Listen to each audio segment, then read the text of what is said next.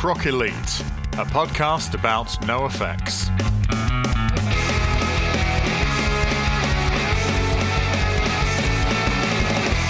Oh, here we go again. Punk Rock Elite podcast. I'm Eddie French. How are you, my friend? I'm very well, thank you. How are you? I'm okay. That's Red Redmond inquiring after my health. Good friend. If you've got a friend, ask them how they're doing. Another interview today. Yeah. One of our my favorites so far as well. Oh, it's I've a special place for all of them, but this one was the most enthusiastic person we've interviewed so far. And I have to say, I am impressed with he used good microphone equipment. Okay, like this is good. Like in terms of like audio, you're in for a treat. Oh yeah, we can't always guarantee this crystal clear quality on this one. We interview people and we are grateful that they take the time. We don't demand they start spending money in order to be able to speak to us in a clarity that we have become accustomed to. So yes, Chaz Palmer-Williams from Lightyear. If you're familiar with the UK ska scene, Lightyear have been around for a hot minute. Was it 23 years or something, I believe you said? I believe so. You know, definitely over 20, which Yes. I think is just so incredible for a UK band. I mean, I'm from a similar area of the UK to Chaz. I'm from Derby. Which is pronounced Derby. Yeah, which you have learned on this podcast. I learned geography and English today. But it is, honestly, it's amazing to hear that, you know, such a prolific and such a successful musician who's been going for so long has come from my shitty little hometown. I thought all we had was racism and despair, but it turns out we had a burgeoning punk rock and ska scene in the noughties. Yes, it would seem that way. Just around the time you'd have been there in the noughties, wouldn't you? Yeah. Yeah, but you know, I went to a boarding school. You know, didn't you? Yeah. I was locked away like Harry Potter. Sorry, for a minute there, it sounded like you said Carrie Potter. I was like, oh, imagine that. There's a crossover. I mean, yeah, absolutely. I mean, for many reasons, you know, the Harry Potter franchise isn't particularly welcome in mine or Red's household, but change one of the characters to Carrie, and I might have to, you know, on the sly, have a look in, because one dude just starts crying blood and having it pouring down from the ceilings. That'd be pretty rad. Absolutely. I mean, I think Harry Potter needs more pig's blood. Yeah, absolutely. It's probably, yeah. They made loads of potions and none of them called for any kind of just butcher surplus. Yeah, just put some gizzards in it. There you go. That's it. I am a little bit annoyed, actually. I have to admit, and I'll make a confession now. Sure. And I think we might need to get Chaz back on the podcast to rectify this. But I forgot to ask him a question that I had prepared. Oh. But then I forgot because I am an idiot.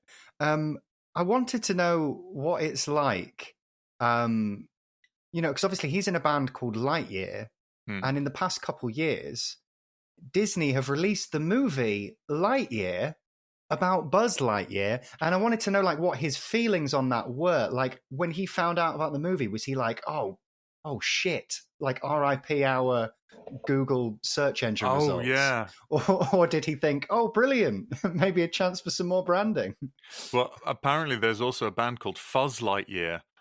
Oh no. Yeah, and they're getting it in the neck now, I should imagine, as well. But I typed in Lightyear band because I thought, I'm not stupid, because that'll just come up with Lightyear is the amount of time it takes for light to travel. Yeah, all right, I got you, nerd. Lightyear band. And then apparently there's a scene in the Lightyear film with a band in it, so people are going, what is that band in Lightyear? I go, oh, for fuck's sake.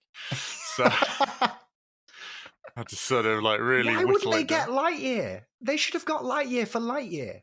Disney aren't known for looking out for the little guy and going, we ought to check to see if there's already a suitably fun, upbeat band that could be in a film mainly aimed at children. Sorry if there are any Disney adults out there. I do apologize. I respect your affliction. Yeah, let's call it that. We're allies. Gorsh, see? So a bit of goofy for all the Disney adults listening. I think either way, we're going to have to get him back on to resolve the mystery. There was a threat of a return at the end of the episode, as I'm sure you'll hear, with other members. He's coming back and he's bringing his mates. We must have really upset him. So find out just how much we did upset him as you listen to this episode of Punk Rock Elite with Chaz from Lightyear. And that interview is happening right now as Red and I welcome into our pretend studio Chaz Palmer Williams of Lightyear. Hello, Chaz. Hi, how's it going? Good, thank you. How are you? Yeah, I'm good, Tar. Yeah, as I mentioned, whispering slightly because my boys are asleep. So that's all right. That's fine. You sound good to us. No, that's good. It's one of the. It's like the late night radio shows. Yeah, whispering Bob Harris just doing best of country right now. So that's going to be good. Please introduce yourselves for our dear listeners and where you fit in the grand story of punk. Well, my name's Chaz Palmer Williams. I'm the singer for Lightyear and have been for 26 years. And I do solo stuff as well, a solo musician in inverted commas. And I'm not sure where I fit into the punk scene, to be honest. I mean, the punk scene sort of, was just fitted into me and just enveloped me and, like took over my life, really. So, yeah. And I just jumped on board and got in a van, and 26 years later, I'm still doing it. So, I guess it's funny, identifying as a punk, isn't it? I guess when you're younger, you were like, I was like, I am a punk. And now it's like, I have punk ethics and things like that. So it's kind of mixed and stuff, but it's in my blood, put it that way. Can you say you're a punk with the same enthusiasm as when you were a teenager, when you've just said the sentence, I need to be quiet because my boys are sleeping next door? It's exactly. One of those, exactly. Yeah. One of those that's things, not that punk. I should be running in like screaming, like fuck the system and like jumping on the bunk beds and stuff like that. Hey, it's for anarchy. But yeah. Well, my son, sorry to hijack anything, but my son, the other day, I've never heard him swear ever. And which is weird. I don't swear in front of him, so that's not punk rock for a start. But and he was on top of this slide in the park, and he just he's got ADHD, so he's like super always on and stuff. And he just stood at the top, and then in front of the whole park, he just shouted, "Nazi punks, fuck off!"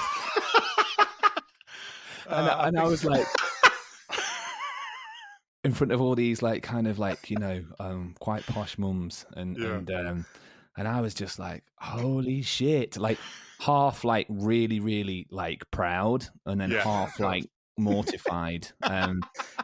And it turned out someone had written "Nazi punks fuck off" on top of the slide. And that was it. But I had no idea, where he got it from. So that's incredible. Yeah. Oh wow. yeah. Like I was like, well done. Yeah, totally. And then he's like, what's a Nazi punk? And then that was another sort of story. But all the well-to-do mums going, "Come away, dear. That's the tolerant left we've told you about. Come on, come away." Yeah. Yeah. Amazing. We don't fit in very well with them anyway. To be honest, we've kind of come to that conclusion. Well, the podcast is called Punk Rock Elite. It's named after the NOFX song. But we realize we have to state that every episode, or someone will just listen to a random episode and go, I don't know why they think they're the punk rock elite. Yeah. But basically your son has got the title of punk rock elite right now. Amazing. So tangentially, we are connected to the punk rock elite through your offspring. Yeah, started off in Derby. I never know how to pronounce it, even though Red is from there. Yeah, right. You can't just mispronounce where I'm from. Well, where are you from? I was about to try and mispronounce Leeds, but that's quite hard, isn't it? It gives you very little scope for mispronunciation, Leeds, doesn't it? Leeds, nearly. No, it's only because I keep on thinking of Black Derby Jacket by Rancid whenever I see the word Derby. And then Rhys Darby made that worse by having an actual A in his name. So the whole thing's just... And I can't any spell American anyways. Who reads it as well. Yes. But and also it's the the Derby is a there's roller derby as it's pronounced in the US and all the rest of it. Anyway, so Derby is where Lightyear started, is it not? It is, yeah, in a garage, with a tortoise walking around, and yeah, it's just random garage. Just carried on. So that would have been to be a Derby nerd, because Sure. I'm from the area and stuff. Whereabouts in like Derby would you say Lightyear are from, to get real specific? Well, I was from the city centre. I didn't know you were from Derby. I didn't actually know that. So like my family's from Castle Donington, and I grew up just outside Derby. Donny. Yeah. So I'm like interested in like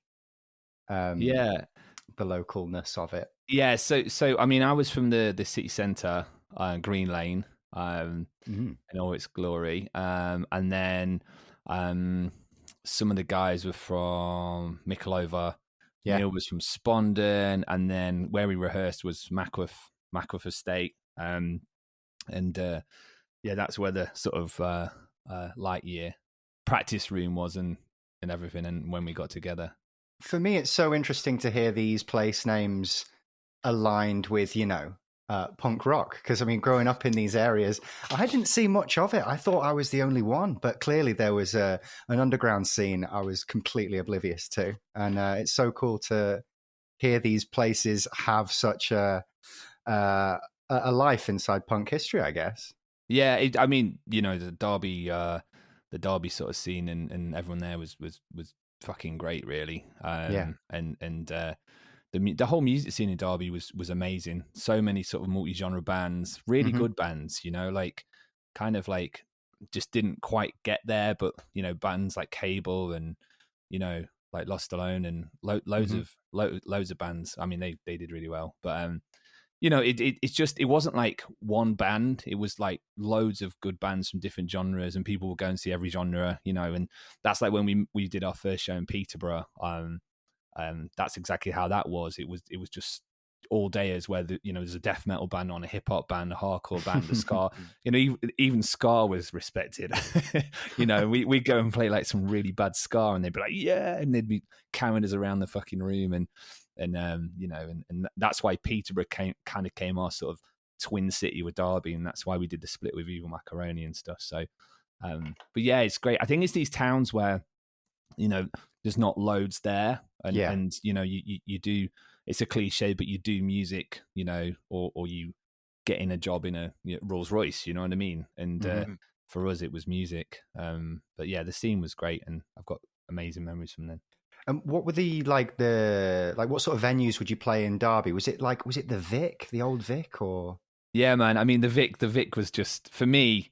I had a weird thing. I kind of went to this private school. I might be repeating this from another podcast. So apologies to people who heard this, but we've not listened to it, so go right ahead. Okay, cool.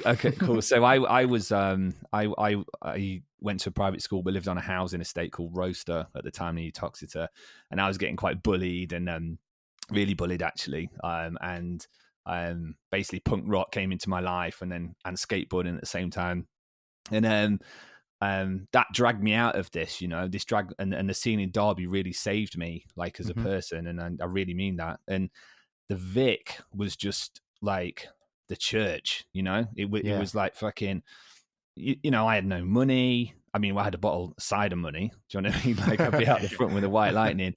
And Andy, the guy who used to run it from Concrete Socks, that old punk band from Derby, he was just the best, man. He would just be like, Andy, I've got no money, man. And he's like, just get in and like, don't let me see your cider that's falling out your bag, like, and then you go in and you'd see like Groovy Ghoulies, you'd see like, Big D, I guess, played then, Slow Gherkin, Promise Ring, Jets from Brazil, like all these, I mean, fucking loads of bands, and we'd be going there 3 times a week. And yeah, so the Vic and his attitude, Andy's attitude of just being laid back and having that sort of punk rock, you can do what the fuck you want in here, as long as you're not hurting anyone, as long as you're not like deeply offending anyone. You can offend someone, and but if you're not being racist or homophobic or sexist, then get out. But if you're not, and you kind of basically a guy took a shit in a fucking bucket on stage, within the first week I was there, and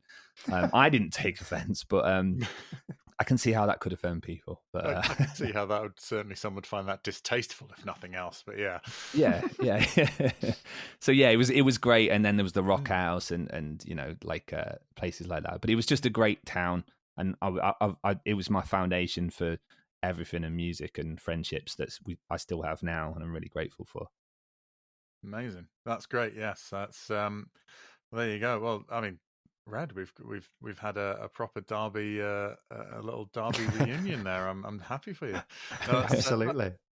It's funny how you sort of you talk about how you were fish out of water at school because you're at a school designed for one type of person, and that wasn't the type of person you were, and that seems to be quite a common thing that attracts people to alternative cultures. Because at the time you think, oh, I'm the only one like this. No one else understands it. And then you realize there's a venue full of them that are there 3 times a week, like you say, watching all the stuff. So it's quite a sort of a revelatory feeling. Yeah. We have a list of questions that we ask everybody in the interview. We've answered them as well. We wouldn't put you through anything we wouldn't put ourselves through. We'll sprinkle these in as we go through. Do you have a favorite NOFX song? Fucking Chaz hell. from Lightyear. I mean, straight away, because I was thinking about this podcast and I was like, what have I done? This is like, God, and there's so many, isn't there, really? But like, yeah, I think, firstly, I don't remember my own song titles, which is really weird. I don't know why, but I remember all the words. Certainly the Lightyear song titles that I recall are not straightforward song titles. I mean, Pack of Dogs was on every sort of mix I did for friends for a couple of years. Quick bit of trivia. It was, we were really pissed at a house party in Thirsk. Big up Thirsk punks. Yeah. And from Thirsk, yeah. There you go, yeah. And there's just this guy, and we used to play this game where you do the bullseye thing, go and then someone would go in one, and somebody would say, hemorrhoid cream, and then you go and it was just like a piss thing, and then it get random, and then it just went and this guy went a pack of dogs, and it just kind of went dead, and like everyone was like, what, like, and then. It was just one of those stupid things. And that's where the name came from. That's where the name came from, yeah. Really silly. It's like an improv warm-up game, isn't it? Yeah, I mean, all of the names are just fucking ludicrous, like so I guess that does justify why I can't remember any of the names because they're totally daft. But yeah, NOFX. I don't know. God, I honestly I can't say. I'm literally. I mean, it might be something on Punkin Drublic, or I like. I don't know. I can't say. There's too many, and it's fair. A bit like, it's weird. Like, I think, like I went to see this hip hop band the other day, Souls of Mischief. Amazing. They've got a song called 90 Feet to Infinity. Instantly, I'd be like, that's my favorite song, by them. Right. And with NOFX, I think it's what each song means to me. How did I feel when it first happened, And I think, God, sorry, I'm really struggling with this now. I think I quite like, in a weird way, Scavenger Type. Oh, yeah. Mm-hmm. Yeah, I was thinking this today. But I can't say which my favorite NOFX song is because there's too many. But that's all right. I just like that one because it's so sad and so like, I'd have to say Scavenger Type, is up there. And just because I was listening today, and I think like, Punkin Drublic, it's the poetic side of the lyrics for me that and the way that Fat Mike's lyrics have changed over time. Yeah. And I feel like that there's a lot of sadness in that song, and I remember being in San Francisco and hearing that song and figuring out what it was about, yes. and kind of the penny dropped, and I was like, this is a really sad song and quite a isolated and lonely song, really short, So yeah, I think that's up there. Man, loads more as well. So yeah. With Scavenger Type, it's the sparse arrangement as well. It's just the upstrokes on the acoustic guitar. It's really, really lonely sounding. Totally. and Yeah, it is. and it is, and it's because the bottom of the hill is the name of a venue, isn't it? Gigging Alone at the Bottom of the Hill. Yeah. I don't know who Bill is. Is it? I don't know who that one is, but oh well, isn't it? I think, but isn't it? The Bill is the Bill on the who was billed on the show. Maybe I don't know. Oh, well, it's our protagonist named Bill, but named Bill. Okay, yeah. Protagonist. I thought it's a protagonistic Bill. See, this is the thing. It's the interpretation for years. I'm like, yeah, that Bill was so like protagonistic. No, yeah. You've ruined it now. It's not my favorite song anymore.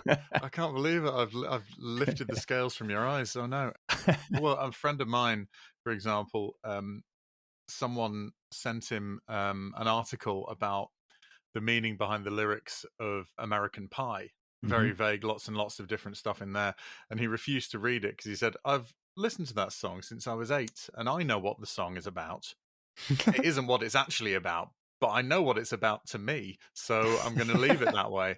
And and I was like, oh, do you know what? Fair enough. I'm the sort of person who wants to get the definitive answer, but I'm not. I don't have the poet's soul that other people do. We've touched on before, Red. It's certainly about how Mike can go from singing about getting a boob job and then sing about this sort of sad guy playing a gig at by himself and stuff, and it's he's got range. Yes, he's got range, and I think because of the boob job style songs and all the rest of it, I think he's often ignored as being a more sophisticated lyricist than he actually is quite often. I think the thing is with NOFX and Fat Mike is that, I'm an arsehole. I'm a fucking asshole. And that doesn't mean it's okay.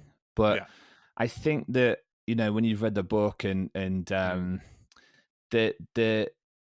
always think there's probably 3 different versions of punk. And, for me, punk was East Coast, I guess, the hardcore thing, pop punk thing, where the ethics were there already.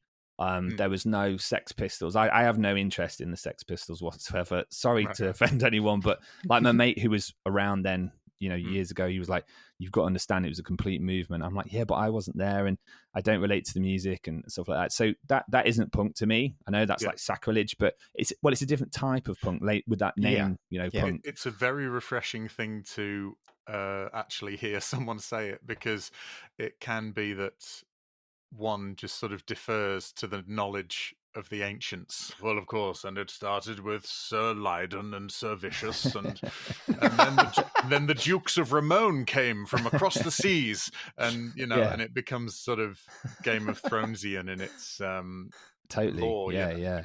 But the kind of the punk where what I believe from what I've read in different places was quite, I guess violent, and it was who could almost be the biggest asshole, in fuck you, I am going to do what I want to do and what I want to say, and there's an element of that, obviously, that energy and stuff, but I think the kind of not giving a fuck at all about what anyone thinks can leave you open to things and dated, there's that sort of nihilism of oh, what's that, Grandma? Your old man got shot down by the Luftwaffe. I'm wearing a swastika. Wah! That kind of thing. And exactly that. Yeah, is that a good I never enough got reason that to wear a swastika? Yeah, I mean, I think that was the fashion thing, wasn't it? I think what's his face? It was still sort of very fresh in the minds of the older generations and stuff. So the easiest way to rebel was to do that. Even the sort of 80s New York hardcore thing had a bit of that going on, but not as much as that sort of 76, 77 UK thing. Yeah, they just had the big. I'm just slagging off every fucking punk scene now, aren't I? But they just had the big fucking macho guys, didn't they? That were like, "Rah, fuck you," but probably in a positive way. I don't know.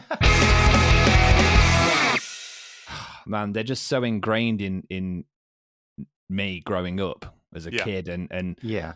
hearing them, and like songs like Don't Call Me White and stuff, and like reinforcing this stance that I've had from bands like Propaganda to kind of the other things when he says stupid shit when he's really high or whatever, and it's kind of like, well, not that it makes it okay, but it's almost like what I've learned from them and stuff, and how much I appreciate them. It's hard to, if he did something that I felt was like absolutely fucking horrendous, then that would be it. Like if an artist did it and you looked at a piece of art, would you stop looking at the art? Yeah. I don't know. That's an interesting one, and it's hard to say because different people have different standards for what they feel for how people should behave and all that kind of thing. I think that NOFX have worn a lot of hats. They've been the jokey, silly band. They've been the annoyed, angry political band. They've been all sorts of different things. And I think depending on how one encounters them for the first time, you might have a sort of idea of what they're like. You either think, I don't know why that angry political band is singing about a sex change operation, or they might be thinking, I don't know why the fun mucking around band are getting all angry about this George Bush fellow. It's sort of it depends where you came in and the gear change, I suppose. So yeah, totally. Yeah, I mean the song about what are those two singers called? Tegan and Sarah. Yeah, when it creeps out Sarah. Yeah, and it's because that's one really. It's a backlash against popular culture of the time. It was him going like, well, you're not a punk or you're not whatever, but you might be connected to that scene. And I mean, I like them. I thought they were good, but I think that's what he was doing, isn't it? It's that asshole punk thing. But I've got to be honest, it did make me laugh a bit. And I mean, I know that's terrible, and it's a terrible thing to say, but like, just because I imagine Fat Mike, and I'm laughing at Fat Mike, just going like, "You're just a fuck up, mate." Do you know what I mean? You're a fuck up on drugs. You're offering them drugs. This isn't serious what you're saying. And it's like that thing of knowing, the every chapter of the NOFX book and where something stupid like that sits gives it context and absolutely, which makes it less offensive. But then obviously if you're coming into that, it is offensive. So it is. I think that the image that he paints is one of a man probably in his 40s at that point, on oxycodone or some sort of pharmaceutical that he's misusing, asking a woman 20 years his junior just stupid question. And to my mind, he was always that guy in the rock clubs who's, one or two generations old, won't let go of the dream. The guy in the hair metal t-shirt and the cowboy boots outside the drain pipes, talking to the young girls in Korn t-shirts about what real rock is, and all this, never too old to rock and roll. Yeah. It's like, piss off, granddad. Yeah. It's, and he looked more like that in my mind than any real threat or anyone to be taken seriously. Yeah, and I think he writes the song like that. I think he's so self-deprecating and stuff. It's like I think that he's intelligent enough to know what that makes him look like. Yeah. That's almost the point, I think. Yeah. He's really like stood by that song as well. Like I've actually seen it live a good few times. Like I'm really surprised that it makes it into the set because I think I don't even think it's necessarily one of the strongest songs off the album. I think it's on Coaster. But like there must be something about the songwriting that he's secretly a little bit proud of. I wonder if it's like, because it does get across a lot of nuance, and I wonder if he's impressed that he's written, a real life song that is authentic to an experience that he had, that isn't, doesn't show his best side. It shows sides of him that you should arguably be a little bit ashamed of. Yeah. And I think he has a little bit of pride in it. Yeah. And I think, and also I think he likes pissing people off, doesn't he? Still, Yes. so He does, he's going back to that and going, I know this is going to piss people off, and I think he's a bit addicted to that. I don't know, I don't know the guy, but you feel like you do a little bit when you've listened to so much music, He's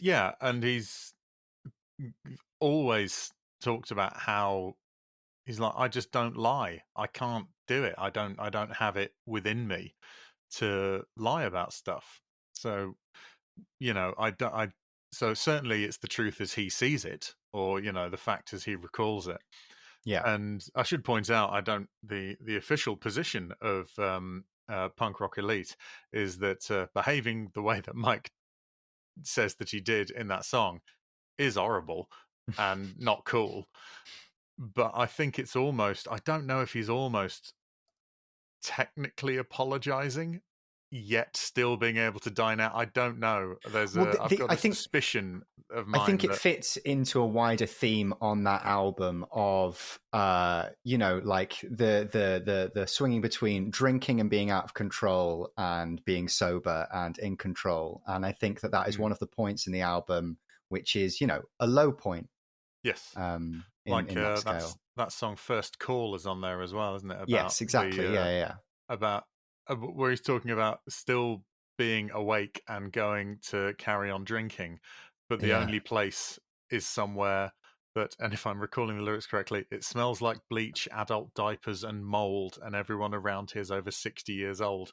It's not like, oh, cool, yeah, let's go, yeah, tie one on there. It is bleak. Yeah, yeah, absolutely. It's like, I mean, yeah, it's. I mean, I was listening to another one I was recently, and I had to turn it off because I was actually, this is too dark. Like this is one of the newer, the newer ones, and I was like, this is. I think it's the first track on the second to latest album, and I'm just terrible with album names as well, and it was really, really, really depressing, and I was like, fuck. Oh, man. was it the Big Drag? Yeah, starts off with just one chord on the guitar by itself for a long time. Yeah, it is. I guess it's called the Big bleak. Drag. I believe it is. Yeah, I think it's bleak. It's very bleak. And then there's the infinitely catchier, the one on the last album, "Don't Count on Me," which I really, really love as a song. But it's just a man admitting his own flaws and going, it's too late to do anything about the majority of these. I'd love to be able to help you, but I just know I'm not that person. And it sounds sort of defeated and shruggy at the same time. It's like, it's just, you should know by now. That's how it's going to be. Yeah. And I guess he tried, Yeah. Well, it's not like he can't make an effort. It's not like he's not capable of great generosity and there are just things that don't work, and it must be quite liberating in a way to be able to say, it's not that I've worked out who I am, and it is this. Yeah. and life's too short to make effort to change that too much, and whatever people think of that, I suppose. But yeah, I think he's probably just, I mean, he's a proper psychoanalyst, this, isn't it? But like, I think he's probably, I'm just guessing, but like, I think he's so aware of that people are aware of him. But it's it's sad as well, isn't it? Because I think substance abuse and everything, it's like when he was younger and everything, it was like, this was funny, like, and it's like that, like some of the silly songs, were funny, and now it's like, substance abuse isn't funny, like when you're in your, I mean, how old is Fat Mike now? In his 50s, I think. In his 50s, and he's, got a daughter, hasn't he? I think, and she's a teenager now, I should think. Teenager, yeah, and it's just, I don't know. I just have it with some of my friends, you know. It was like they were the one always getting the most fucked, and it was like, oh, there's so and so, you know, they're fucked, and it's funny. And then you're actually like, actually now we're older. Yeah, it would be great for them not to be doing that. it's a weird one, isn't it? Because obviously people have to live their own lives the way they see fit. But I mean, Mike didn't start doing drugs till he was in his mid-30s. Yeah, there's always been a little bit of that feeling of being late to the party. I think he's spoken about exactly that in interviews. And that became a lot of the stage banter. Yeah. Talking about how many drug he was on. And sort of, and again, it is kind of, I don't know, if I were a teenager watching a man in his 40s talk about how many Percocet or whatever he was on, I don't know if I'd be going, I've got to get me some of those. You know, it's it's almost. It might have been a great sort of thing to put him off it, you know? Yeah, well, that's it. I honestly couldn't say. I think he's weird because I think he's so self-aware of like all that, and you know, he has become the caricature of, you know, what he is, and you know, even going back to that song where, you know, he is basically homophobic, but you know, I think he's writing about himself, and it's what made me laugh about that was him, you know, like how sad he was, and I was like, oh my god, that's hilarious. You're such a sad fucking, you know, guy, and now I think about every song he writes, it's like it's him just totally looking at himself or painting a picture of himself. You know what I mean? Like it's never. I don't think it's ever truly biography or whatever. Do you know what I mean? It's like he's which is weird, I think. And also fucking genius, you know? Yeah, no, absolutely. He's sort of using himself as a lens through which to view himself, which is a startlingly self-aware position to be in. Yeah. Some third eye chaos magic approach to existence, which is wildly impressive. Which is hard to write like, you know, like it's hard to write like that. I don't think I could do that I don't know if I've done that, but you know, maybe he doesn't know he's doing it. I don't know. Well, it's that thing of writing, going, right, I'm not going to edit myself at all. I'm going to show myself as I am. Yeah. And unless you actually have a grasp on how you are, you're either going to edit it as most people would do, to try and go, I'll smooth off that edge there. That edge is a bit much. And, you know, you fiddle about with it here and there. You give a sort of a general idea. But equally, you can go, no, I'm not going to do that. And then you end up painting a much worse image of yourself for fear that you're sugarcoating it too much. It's funny now we're talking about it. I've never ever thought this, but like thinking about how I was influenced by his lyric writing definitely influenced Lightyear, and how I've never ever had a filter. I'm just quite lucky. Mm-hmm. It's just who I am. I don't think I've really ever said anything offensive in my songs. Hopefully. And I think reading his lyrics, they were so like personal and so like unfiltered, like you say. It's I think that definitely influenced me, like right from the start. I think you can hear it as well because his delivery is more about emotion than musical precision. Is that the kindest way anyone's ever described Mike's voice? I don't know. It might be, but I mean that as someone who actually likes his voice. I know that totally. That's sometimes a thing that people bring up. I don't really like that guy's voice. I'm like, well, that's okay. Oh man, that was like that snottiness, you know. For me, was like that. That was. I mean, even his voice is like, I don't give a fuck, you know. Yeah. Like even his voice is so snotty. Yeah. And just like arrogant and so unique. You know, it's funny. I just look at a list of the songs again on Punkin Drumming just really quick, and we're having this conversation about how deep it is, and then My Heart Is Yearning. You know that track? Yeah. It just popped up. I'm like, that's so bad, but like, but when you're 18, it's like it's hilarious. He's talking about his dick, you know, and to go from one thing to the other, and is isn't that just before Perfect Government? Yeah, I think so. There you go. Well, it's really, really close to it's. Totally. And it's so to go right into that is just yeah, and that's the duality of man. Do you have a favorite NoFX album? We've mentioned Punk and Drublick a few times. Do you have? I mean, Punk and Drublick, yeah, that is my favorite. Because I always go for like the poppier releases, you know, so like Offspring, Smash, you know, people like Ignition. For me, it was Smash. I mean, Offspring were the first band I saw ever in front of about 40 people in the Leicester Charlotte. So you know, that was amazing, but yeah, I mean, this is the thing. It's my favorite album, and I keep having to like look at the name of it, which is absolutely ridiculous. But yeah, I mean, again, it's just as soon as it starts, not to go too heavy into it, but it was that sound, you know. Yeah, it was just that distorted guitar, and you know, just like ping, you know, like this is me, this is how I feel, this is.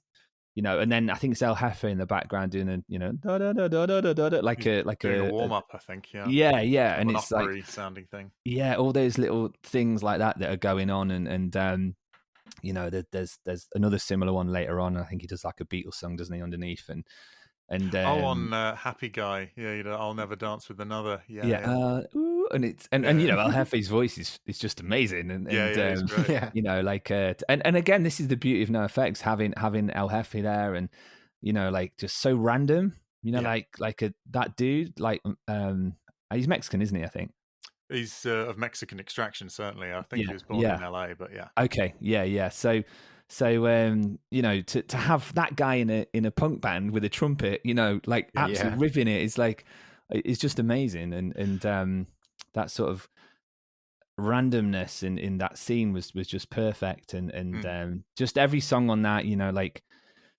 Laurie Myers, and you know, like I can remember my friend, she was singing that, and she was like, I'm gonna sing that bit, and she was just like, fuck it, and you know, and her vocal style, and Laurie Myers is one of my absolute favorites. It's just the way it just starts. There's no intro, there's not even a count, and it just all at once, it's just phenomenal. And I'm a sucker for an octave chord riff as well, and that one's perfect. And it's that drum beat as well. It's that sounding special, that, you know, it's the energy in the recording is incredible, like because they could have recorded that like without that energy, and they've just captured that so well. I mean, I saw them play with I went with a band called the Beat Union. Do you know those guys? If you remember those guys? Not familiar. They were kind of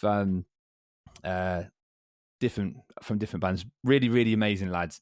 They're still playing now and stuff. But Dave ended up being over there and recording in LA and stuff as a engineer and producer. And he's doing really good. But we went with the lead singer from Goldfinger, and it was like a VIP sort of thing for NoFX, and I think the person who sang that came up and sang the song on stage live with NoFX. Kim from the Muffs. Yes, she did. Yeah. That's my name for people is terrible, but so she came up and sang. Sadly departed now, unfortunately.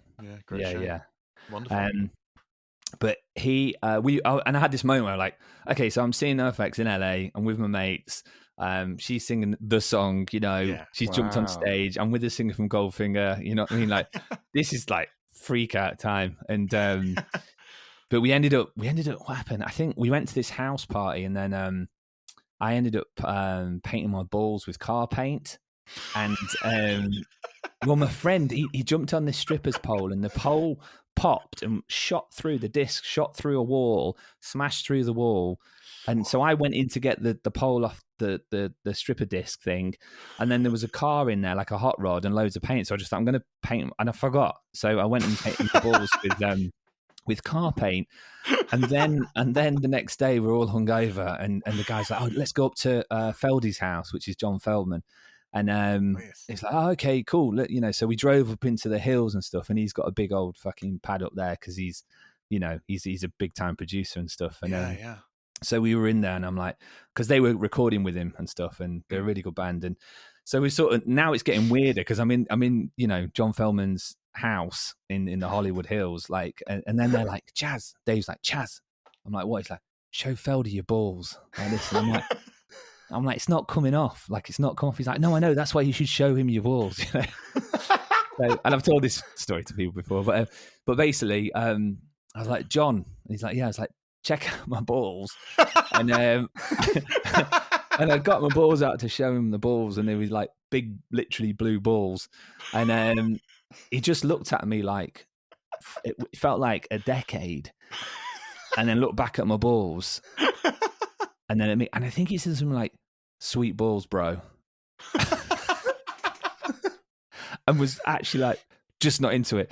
And then like later on, and they were like, "Oh, he's teetotal now. He doesn't drink or anything." I'm like, "Well, he bet he's fucking impressed with me, wasn't he?" So Maybe he's worried that there was animal products in the paint.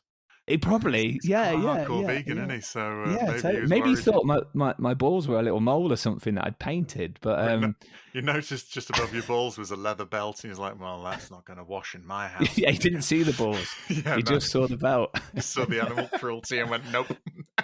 So yeah, that was a great weekend with NOFX. Slightly let down by showing my childhood hero my balls. So that's your favourite NOFX song. Brilliant. Yeah. That's your favourite album, sorry. Album, yeah. Hello, everyone. Eddie here. Red and I hope you're enjoying our show. If you have been and would like to help us make it a little more easily, then you can donate to us at our Ko-fi page, which is ko-fi.com/punkrockelite, or you can look in the show notes for our link tree. If you can't help us financially, we totally understand, but would love it if you spread the word to other people who would like this podcast. We thank you for your continued support. We massively appreciate it. Back to the show. Yeah, wow. No, that's I mean, you can't go around having a perfect weekend, can you? You know, that's just going to. No, you want something to ruin it. Yeah, you need something. You know, again, we're talking. I've used the word pendulum a lot, and now I'm going to use them in relation to your balls. But yeah, pendulum. You need to. It's going to go from great to bad, and then they didn't swing that much. Actually, they were kind of a bit. Oh, you were a young man in those days. They wouldn't. Yeah, that's true. Yeah, a lot of time has passed. Time and gravity makes fools of us all. Good. Didn't think that was going to come up. Tell you Me what, neither. Yeah. Neither did Feldman. No, he didn't. No, yeah, because he's done a lot of production. He's done sort of bona fide sort of Grammy-winning pop and stuff, hasn't he? He's done bit of a legend in all that scene, I think. Yeah, absolutely. And was on a Tony Hawk soundtrack as well. So he walks in two worlds. Yeah, we did tour with them years ago, and they I can remember them just like getting everyone together and like everyone on the tour, and I was like, he's like, "You coming outside for a fight?" And I'm like, "What?" And I'm like, "It's like we're gonna go and beat all these motherfuckers up who are like printing our t-shirts." Oh, really? Yeah, and there was like this big war against all the touts. I was like, "It's probably best leave them because they're quite sketchy." And they're like, "No, fuck this," and they went out and they basically, I think, just scared the living shit out of all these touts, and they were just like, "We're not having it." So I was like, "Okay." I remember the t-shirt sellers. $5 t-shirt, £7 your Uds outside the cockpit in Leeds. Oh, really? Bargain. That's a bargain. Yeah, it was. Yeah, no, I mean, that's where my friends all got our band t-shirts from. We couldn't afford the full price ones, but that's punk rock. I think there was. I remember reading in Kerrang, a couple of members of Less Than Jake while on a UK tour said, "This doesn't happen anywhere other than this bloody country," and just came in with just armfuls of counterfeit t-shirts that they just picked up and gone, "No," just picked them all up off the pavement and just walks into the venue with them and gone, "Don't know what we're going to do with these." Like, I don't know, that is true. That's really weird because I've toured, all over really, and I haven't seen it. I've only seen it in the UK. That's wild. The land of the free. Yeah. The land of the almost free.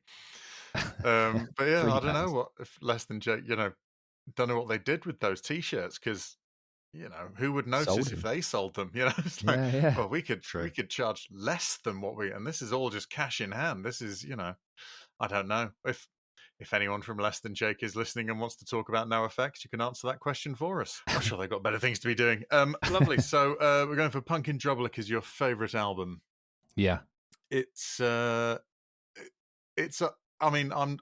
don't argue albums here because we ask for your favourite, not the best, because we don't really believe in best. There's just your favourite, but it's easy to see why. It's a very comfortable choice, and I suppose it's the one that everyone tells you to get, isn't it? That start off with this one, and I think it wasn't actually the first one I had though, which is weird. Cool. I think White Trash maybe. That was out before Punk and Droblick. So yeah, maybe. It was. I think I think it was just this one. I've always liked pop, and hooks and things in music, and I really like Call Me Maybe is like one of my favorite songs. Yeah, fair.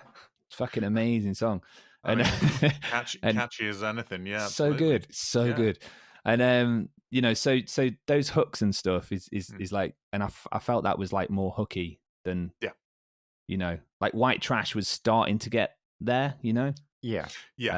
And really solid. I mean, without a doubt. But you've still got stuff like Sold Out, which is sort of very riffy, and there's still a lot of songs that just go na na na na na na na na, and then have a little bit of chorus or some sort of hook line in there, but nothing as sort of back to front catchy, like and polished, like like Punk Guy, which is about a minute long and is a hardcore song in speed and whatnot, but there is still a melody in there.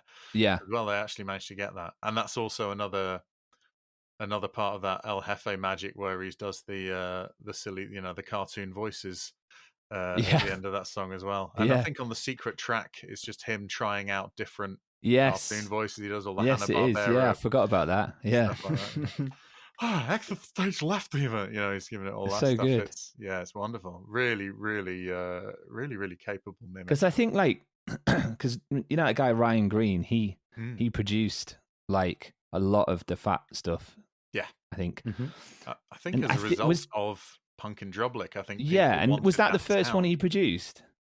It was early doors. Yeah, I think so. As in, like the first NOFX one he produced. I think it's the first NOFX one he did. Yeah. Okay. Interesting. Yeah. And then people were wanting that sound. Yeah. So I think he did No Use for a Name, and I'm sure he must have done a Lagwagon at some point. But yeah, a lot of bands wanting the fat sound. I think he did the first Propagandy one as well. I think it got too much eventually. He was doing like everybody, and it was just the same bass. It was the Ernie Ball bass, and it just sounded the same and punchy. And it sounded great, but it definitely got to the point where it was like, that sound is a little bit to everywhere now, sort of thing. Yeah. It did get to be quite a lot quite quickly, I think. I don't think it really spilled over into the 21st century. No.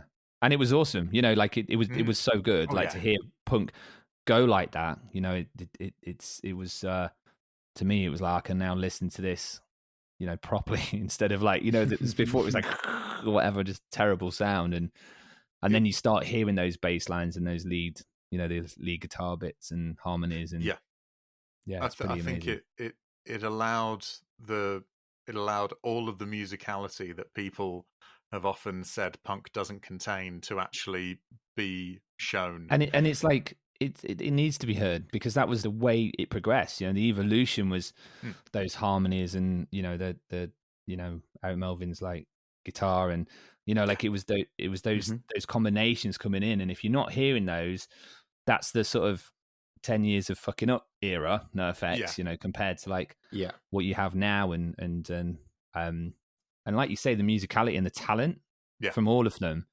If you didn't hear that properly, you wouldn't hear that. So it's pretty amazing that happened, really.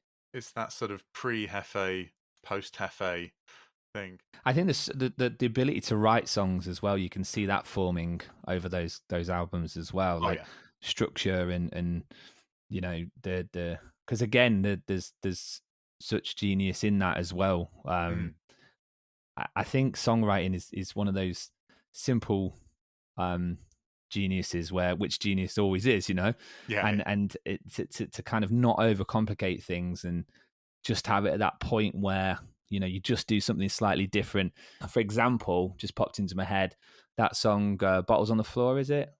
Or Bottles to the Ground. Bottles to the Ground. Bottles to the Ground. Yeah. And he's doing a round, and then they cut out that round, and it doesn't go the full circle. Yeah. But then the actual structure of the song is pretty much a traditional structure, but Yeah. then that round is going around like that, and it's like, that's really clever, man. And it's a hook as well, and to keep that hooky and enough to perk your ears up and go, wow, that's really clever, but And there also are for you to harmonies in sing it. there as well that are sort of flowing in and out of one another. It all Yeah. swims around, and it's that's a great example. Do you have a favorite lyric of? I know you won't be able to name me the song, but you might be able to remind me of the lyric. Oh man, like honestly, there's so many. Yeah. And it is that thing of everything's so different, and it like, if you were talking about, I mean, you mentioned Lagwagon, and if you were talking about Lagwagon, I mean, again, a great lyricist, quite factual, almost scientific lyricist, the kind of the way that he explains things and the situations and stuff. I probably would find that easy, but because it is that journey of a whole career, that is coming to an end.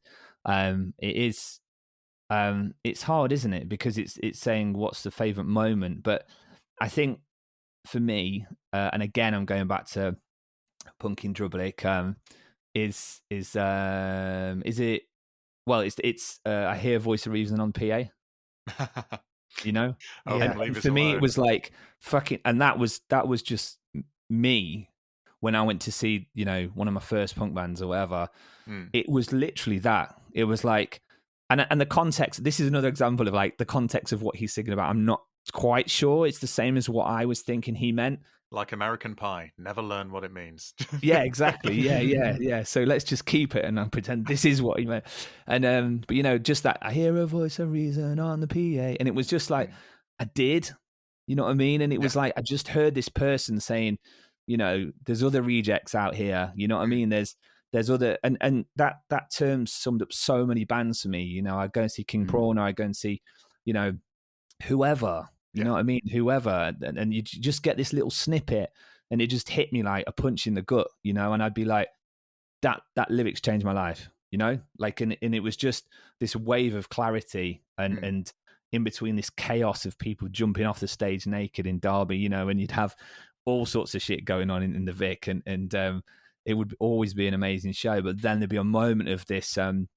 There's an amazing film called it's about the guy in Ireland who started a record label, and I think he was it the Buzzcocks, and it's named after a Beach Boys song. Oh, Good Vibrations. Good Vibrations, yeah. Right, yeah. So there's a scene in that film, not to spoil it, but I'm going to, where he stands there and he has that moment of clarity, and he's looking around and he's like, oh, I'm in a scene. I'm in something new. Something's happening here, and that happened for me. It was just like this, on multiple times. It was just a moment of clarity, and that one line sums that up for me. I hear a voice of reason on the pit, and it was complete reason to come on many times, and I'm forever grateful for punk to have done that, and every all sorts of music. Do you know what I mean? But it was just the energy. Again, I've got ADHD, so it was like the energy of punk and the aggression that I felt at that age, and then the fact I could get a microphone, and get on stage, and we had 3 songs and we played one twice, and I threw away a pair of shoes into the audience for free. It was just literally like, we were so bad, but we could support this like really, really good band, and just go and do it. You know what I mean? It didn't matter if we couldn't do it. Just get on the stage and do it, and that was such a huge thing. So that one line sums all of that up for me. That's a phenomenal choice. What I love about that line as well is that it is just with the muted guitar under it. It's presented to you before the rest of the. So it's really served up to you clean. There's no mistaking what that is. I hear the voice of reason on the PA. I hear the price is freezing over GA. There's no way of mistaking it. It's really clear, and I think that that's the lovely thing about lyrics, is that sometimes a lyric from a song can stand out from the rest of the song and take on its own meaning. Because very rarely do you ask someone what their favorite lyric is and they give you the entire song.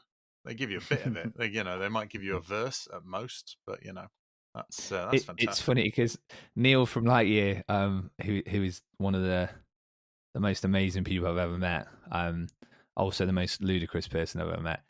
He once wrote out. Someone kind of said something similar to him about Propaganda, and they were like, oh, what are they like, and what's the best lyric, and so he hand wrote. He burnt a CD and hand wrote all of Propaganda's lyrics for this person, and then he was just like, they're all really good. Look, I've done this for you, and basically gave this person a handwritten, Propaganda album sort of thing. And there's a lot in it, and I think he even did like a bit on the back that was like a whole page. He did like the whole kind of. I mean, it can't have been a thanks list. One of the essays, or yeah, I think it was. Yeah, I think it was one of the essays, and animal cruelty or something like that. And I got Today's Empire on Tomorrow's Ashes on vinyl back when it was released, and in it they included the CD booklet for all the lyrics, and then a large, essentially political zine that only just fit inside it. It was made to the same dimensions, and it was like it reminded me of like a Whizzer and Chips comic or something. It was like on really thin, like clearly multiply recycled paper, and there was about 20 political essays in it. And there was one by Noam Chomsky and all of this stuff, and it was all of basically reading material. I've still not read it. I'm not going to any kind of lies whatsoever. I'm not fronting, but and so that's in my record collection somewhere. And yeah, they were so full on, weren't they? And fucking amazing. Did you see that Fat Records documentary when Fat Mike was talking about them and stuff, and they were just like, I can't remember what they did, but in the end he was just like, yeah, fucking, of course I'm going to put them out. It's Propaganda. They should be telling me to fuck off or whatever. They call him out. Remember. They call him out in one of their songs. Oh yeah. But obviously it was being produced by Fat Records. But Mike just didn't have a problem with it. He was like, "But it's Propaganda. They're speaking their truth. I just happen to be on the other end of it." Yeah. And then at the end does he go, and they're still going to sell me loads of records. So yeah, of course. yeah. I think it must have been a little deflating for a band like Propaganda. We're going to stick it to our own record label. The record label goes, "Oh, stick it here. There's space." Yeah. He's too clever. He's too very clever. Similar to when I went, "Mum, I'm bleaching my hair and dyeing it green," and she said, "Here's a towel." I'm like, "Oh, I see. It's going to be like that, is it? Oh, right. Oh, I see. Oh, very supportive. Well done. Well, I'm still doing it." Yeah, if you give someone nothing to rebel against, then they have nothing to rebel against, Really difficult. It's like, right, well, I see how everyone else like this. Does your mother know you've dyed your hair green? She was overly supportive as it happens, yes. She dyed it for me. Yeah. Do you have a particular favourite sort of memory of NOFX? Or is it the Blue Ball I don't think it was weekend? that one. No. I think like when I was younger, and I can't remember because I got really pissed. I think I saw them at the Warehouse in Derby. So they played Derby. Oh, okay. Years ago. And I at the New Cross Inn the other day, my friend who took me to my first gig with Offspring said that I was at the NOFX one. And I think it was before I was really into NOFX. And I just was like, I went along because I think Snuff might have supported, and I was way more into Snuff, like just because they were wicked. And and then who have just been added to the Manchester Punk Festival lineup, which is wicked. Oh, they have, haven't they? It's the only time that we actually played with them on the same bill, but we've never played directly under them ever, which has always been a Lightyear's thing that we've always wanted to do. But but that wasn't a memory because I can't remember it properly. But I think a really favourite one was when they played Slam Dunk. 5 years ago or something, maybe longer. Yeah. And I think they played after or before Bad Religion, and Bad Religion just fucking were outrageously good. Like just to see them kind of like, waddling on stage a bit, the lead singer looking a bit of a nerd. That's Professor Nerd to you. Professor Nerd, yeah, like, and in the best possible way, but you know, he is, and then just absolutely own the stage, you know, like all of them, and tight as anything, and just absolutely killed it. And I was just like, oh my god, like I was in so much shock. I was getting thrown around the pit, and you know, they just blew me away, and then either before that or after, I can't remember, but I was flying around the pit and just kept banging into people from the scene I haven't seen for years and years and years, you know. And it's just like bang, oh my god, oh. and then it was like speed dating, but for like old mates, you know what I mean? and then it's wow, oh my god, there's Tom from Skirtbox, and then it was like, oh, and there's Neil from Wolverhampton, yay, you know, and it was just that, and it was just a really nice memory, and of kind of being involved in that over the years, and like a punk rock This Is Your Life, battered.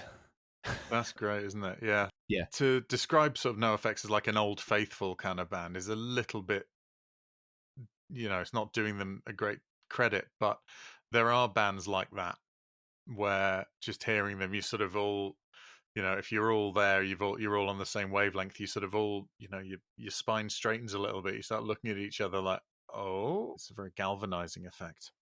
Yeah, that definitely. Sounds and I think amazing. And then there's there is a physiological actual response, isn't there, in crowd? I don't know if you watched that documentary about Fatboy Slim's event that he had. I haven't seen it yet, but I do want to. It's pretty good, man. It's really good, actually. I lived in Brighton for 10 years, and you know, amazing people there, and just the home of music and everything like that. Just a great place. But there's one guy in it, and he goes on to basically, again, I'm totally ruining something for him, but he was part of the crowd control. He was a steward, and he's very monotone and very, you think, oh, he's a steward. But then he goes, I went on to study and got a PhD in crowd reactions and response, you know, in you know, as animals, really. Human behavior sort of thing. Yeah, human behavior specialist. And I think because of that event, because it nearly really went really fucking wrong, you know. And it didn't, because of people keeping calm and people being mellow and you know, and everything. So they were lucky. But and it was just what he was saying. It was interesting because he you know, they kind of went, if this was an Oasis show, this probably would have fucking kicked off, you know. And just that collective feeling of having a good time and you responding to other people, and you know, your hair's standing up on the back of your neck, and all these things that animals would do, you know, and we're reflecting each other, and that community and in music is an amazing snapshot. You know, if you can take those memories, I think it's pretty cool. That's fantastic. Wonderful. Chaz of Lightyear, what do you think would be the best way to introduce someone to NOFX? What are the rules? Would I have to go? Right, there's this guy, right? Like, if it was a song or something like that, I would just kind of play him something. You know what I mean? I just play him. Like I just don't think you can.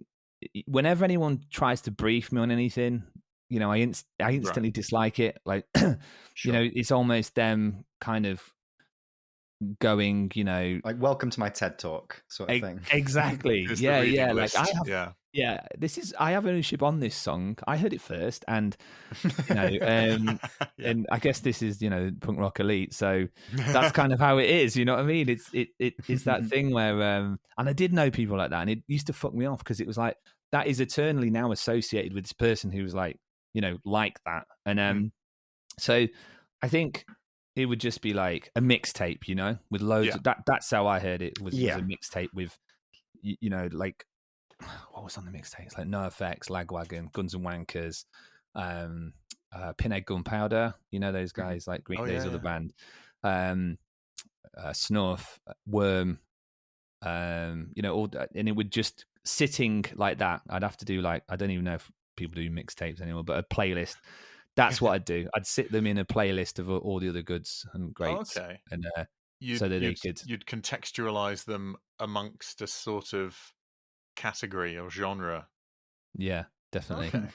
Yeah. It's not quite hiding the vegetables in the mash, but it's sort of, if they're the type of person who'll go for this, they'll find it. Don't you worry. And Yeah. I think you're crediting people greatly there, because everyone always loves to have found a band rather than be introduced to one, don't they? You know. But I think the music finds them. You know, I think that's the way it works. Yeah. No, absolutely. That's a great, because we've we've answered it and stuff. It's usually been, there isn't a single song to introduce them, because no song feels typical of them, because they've got so many different things. It's if playing them Instant Classic or The Decline, or it's like, what are you going to do? How are you supposed to? You could just play The Decline, and yeah, that would be that's like, it. what? It would be fun if they had no idea who NoFX was, to play them The Decline and just see how long it was before they looked at their watch. Yeah, just film them. That would be interesting. Yeah, I mean, to be honest, there are enough reaction videos to The Decline on YouTube. Oh, is there? Yeah, there's it's that thing, isn't it? Again, of just having that whole career where ready to look up. It's the full course menu is there, and don't give them the fucking hors d'oeuvres when you've got the depressive pudding. yeah. But then the happy chorus, and then the silly port at the end. Yeah, the NoFX cheese board is quite dour. It's very very self-flagellating. Yeah. It's I mean, not that Mike would ever flagellate himself. He has dominatrixes for such events. Yeah, he's a high flyer now. Oh yeah. What does NoFX's legacy look like? What is their legacy? I mean, it's funny, isn't it? Because I'm really enjoying this podcast, but so many people will be like, "This is so nerdy." It's like it's all about NoFX, and I love it. Absolutely love it. Like, this is your podcast as well, so you do this every time. Yeah. Fucking amazing. It's amazing. Well, the thing is that I believe that NoFX are a band with enough in their history, both on and off records, that there'll be a different answer for everyone. Yeah. I think anyway. I think they're a band that you make your own. But anyway, I don't want to lead the witness. Yeah, I think I don't know. It's weird because, like, a legacy, like I've not thought about a legacy for my own music ever.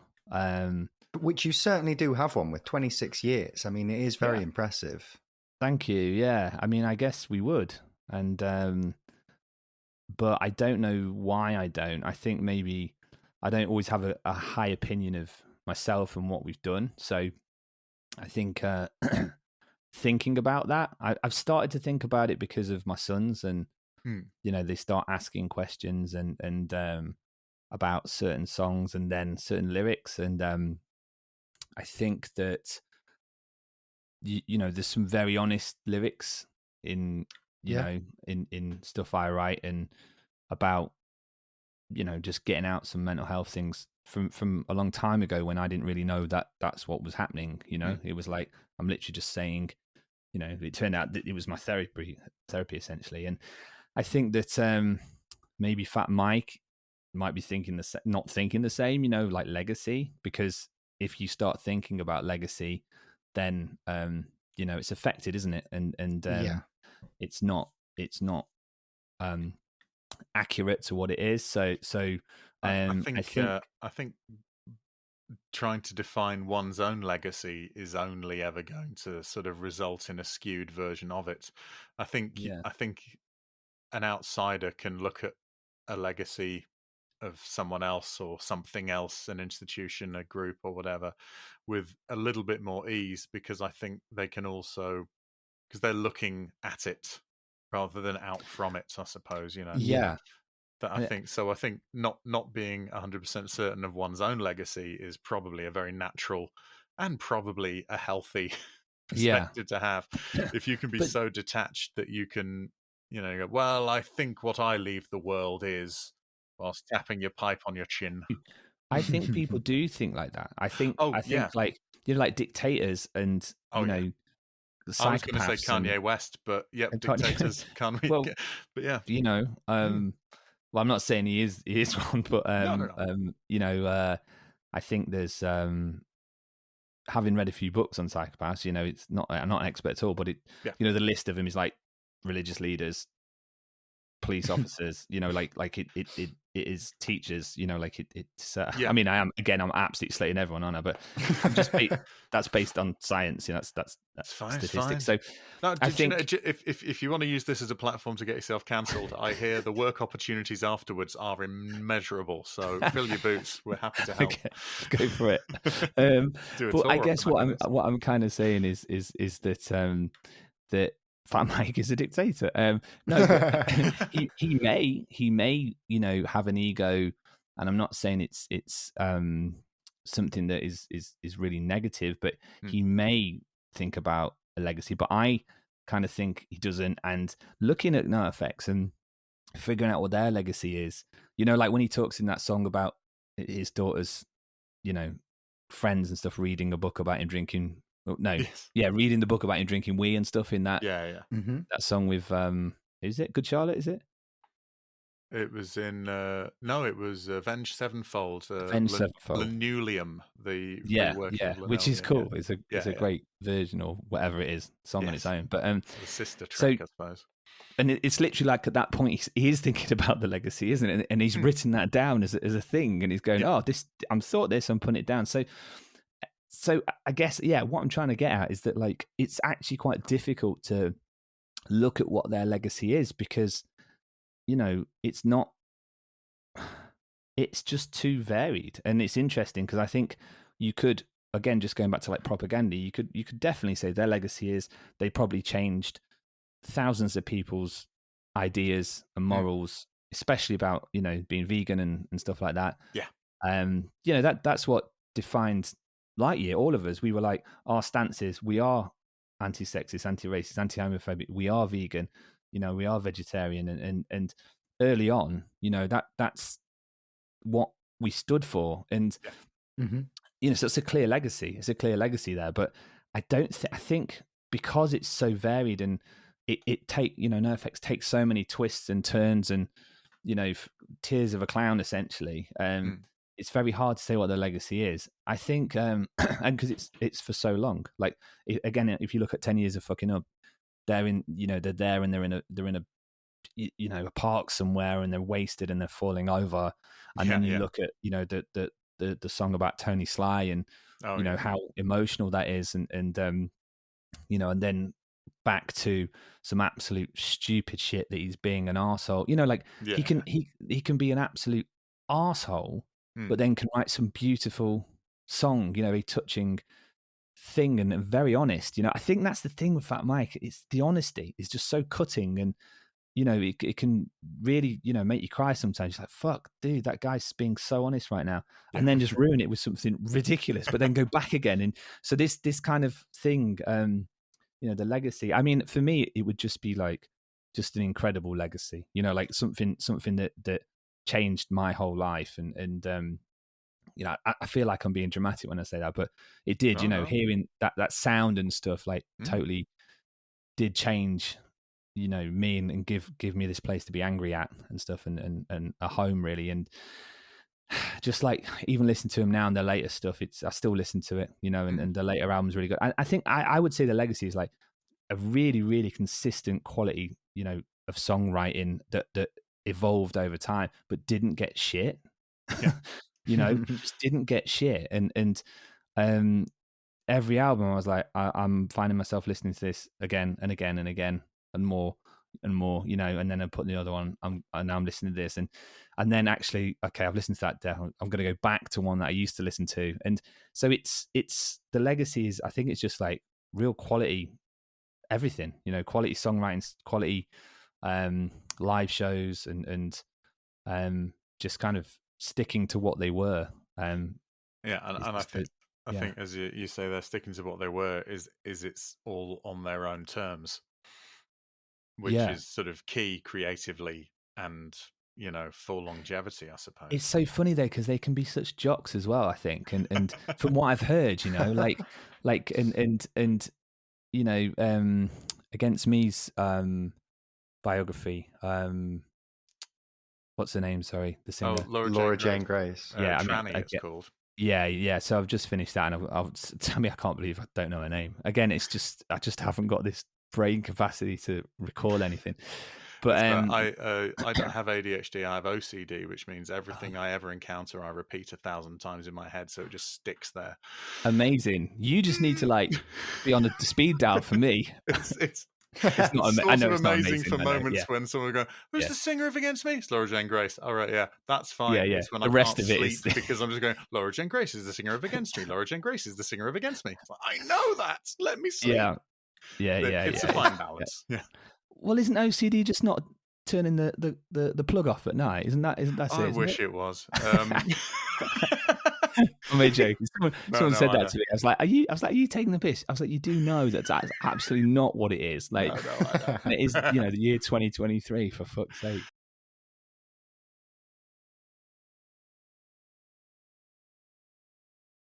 But yeah, so she said in when they were touring with him in Against Me that they signed them or tried to sign them, and there was this signing battle, between loads of labels, and NOFX were like their tour bus on the what's that tour, the Vans Warped Tour. Oh, yeah. Always had pride of place. No one could park near it, and they would roll up, and they would no one could they were basically just full on rock stars. And I think that was a bit of a shock to me, was when I realized that there was actually rock stars in the punk scene. I remember thinking, oh, we are all just punks and we can all just whatever. And then when the American, when you first saw the Americans in massive tour buses coming over, and it was just bit of a shock, but that's what it is over there. They make money, they make a career out of punk rock. We told you it was good. Didn't we tell you? We did tell you. We told you. Don't go coming to us going, that was dead good, that. We know. We don't serve you up shit here and pretend it is highly seasoned, delicious food. What a lovely guy. What an absolutely lovely guy. And I think we definitely need to take him up on his promise of potentially him returning and bringing some of his bandmates. Neil sounds like a laugh. Absolutely does. Little bit of housekeeping. Due to a unfortunate malfunction with one or more computers, which I may or may not still own. I don't. There was one question we couldn't ask him in person, so I sent him a WhatsApp afterwards. So I'll play the role of Chaz for this. Oh, okay, sure. Okay, great. Just allow me to increase the quality of my sound by 30 to 35%. There we are. Now, if you, Red, could please ask the final question in the NOFX list. Absolutely. Chaz. Yeah? I can't do it. I haven't got a Chaz, sorry. I'll carry on like this. Yeah? Chaz, who is your favourite member of NOFX? Now, you see, Melvin. Really? Yeah. Wow. Yeah, Melvin so is that 3-0? Is that 4-0? 4-0. 4-0. You, me, Robin of Random Hand, and Chaz of Lightyear. But can anybody defeat the streak? It's inevitable, isn't it? Isn't it? Is it? It might not be inevitable. I don't know. If you're listening at home, you want to put a few Smarties on it, put a few little Skittles on this one, a little bet with your friends. Find out next time we have an interview. But as it stands on the date of publication, Melvin 4-0, and I don't think anyone's complaining. If you're some sort of anti-Melvin campaigner, feel free to write in and let us know. But we find that very unlikely. And also, on what grounds? Come on, guys. But do let us know. If you've got a favourite member of NOFX, write in, let us know. Yeah. We'd love to hear if you side with or understand this Melvin mania, or if you deplore it and you'd like some new suggestions. Because he is arguably, so far, he is a member of NOFX who is only ever mentioned when we ask who their favourite is. It doesn't come up in the rest of the episode. It's so peculiar. As they're talking about, well, as a songwriter, Mike is this, and oh, well, El Jefe is certainly a very talented musician. And you go, who's your favourite? Oh, Melvin, obviously. It's wild. It's I'm sure there's someone out there doing a PhD on the matter. Hey, we're here for it, and we're Mel Yellers right here, so we're happy for it. Yes, so if you do want to let us know, put a comment on one of our posts on Instagram. We'll definitely read that. Or punkrockelitepodcast@gmail.com. Tell your friends, tell your family, tell your loved ones, tell anyone you think would enjoy this. And just leaves me to thank you, Red. Thank you, Eddie. Oh, what a nice time. We'll be back next week. See you next time. What a lovely time we've all had. Bye. Bye. Thank you for listening to Punk Rock Elite. It was a Pick Scraped and Fruitcake co-production by Eddie French and Red Redmond. If you're not following us on Instagram or subscribe to the podcast, please do. The main theme and production was done by Eddie French. Please contact us at punkrockelitepodcast@gmail.com. Thank you.